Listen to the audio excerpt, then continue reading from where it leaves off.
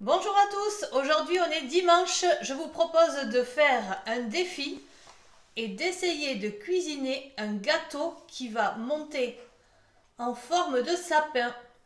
Alors ce moule je l'ai trouvé chez Action à moins de 3 euros, vous l'achetez, la présentation est comme ça.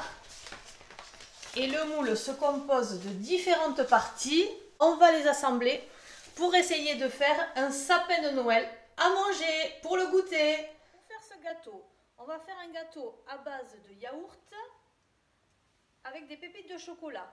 Et ensuite, on essaiera de faire tenir l'ensemble avec du chocolat fondu pour voir si ça sert de colle.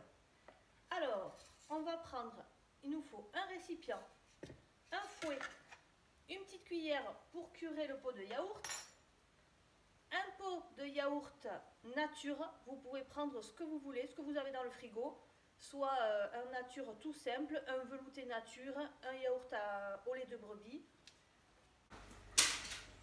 Ensuite, il nous faudra 3 œufs.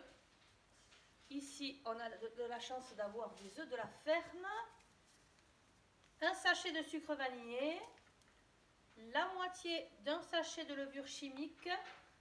Moi, j'ai trouvé des pépites de chocolat à 99 centimes chez Lidl, mais il n'y en a pas tout le temps.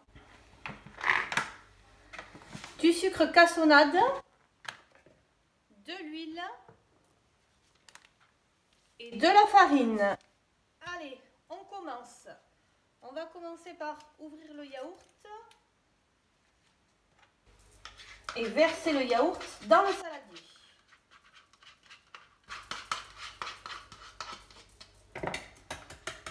Je garde mon pot de yaourt.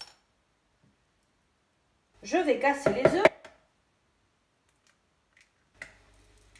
Je garde les coquilles pour le compost.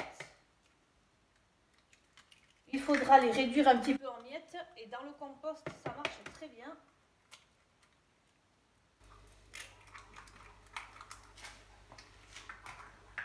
Je commence à remuer un petit peu le yaourt et les œufs.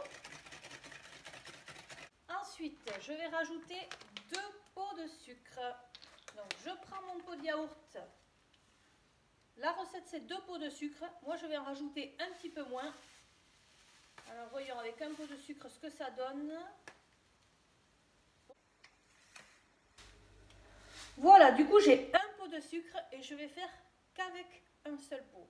On va voir si ça marche. La recette, c'est 2 pots de sucre.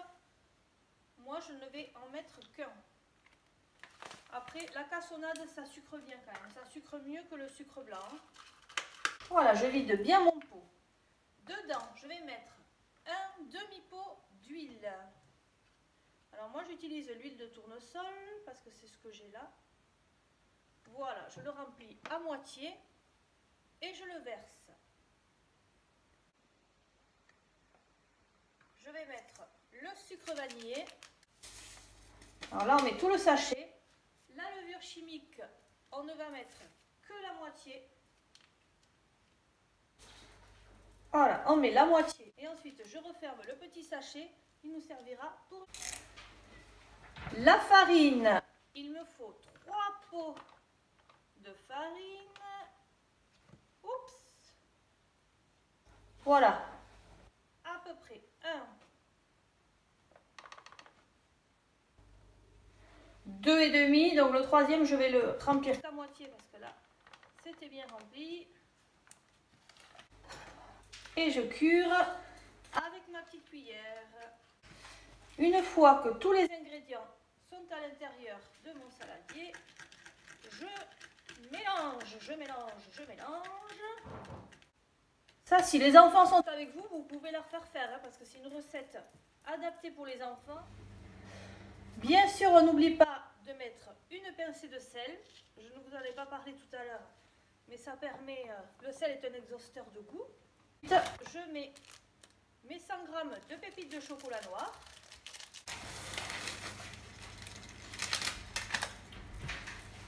Je remue encore. Ma pâte est prête. Allez, je verse mon mélange dans les moules. J'espère que ça ne va pas trop gonfler, sinon je ne sais pas comment je vais faire pour coller les pièces entre elles après. Quelle catastrophe! Les vrais pâtissiers, ne regardez pas cette vidéo, hein. Bon, après, la cuisine, c'est en faisant qu'on apprend. Alors, j'ai mis 20 minutes à 200 degrés au four. Et voilà, ce que je craignais arriva. Tout a gonflé. Donc, je vais laisser refroidir. Je couperai le dessus et on mettra tout autour du sapin les gâteaux qui restent. Ici, on a une petite étoile. Je vais mettre du chocolat que j'ai fait chauffer au micro-ondes dedans pour que ça refroidisse et que ça fasse du chocolat dur en forme d'étoile.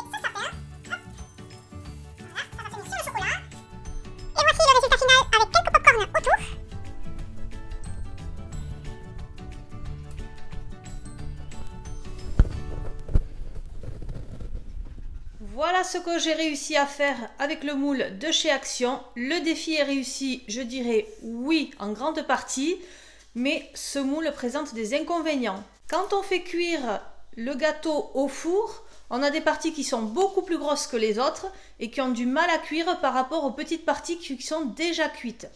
Ce que je vous dirais de faire, c'est de découper avec le ciseau le moule en plusieurs morceaux et de retirer au fur et à mesure les parties les plus petites qui sont déjà cuites pour laisser cuire la partie la plus grande.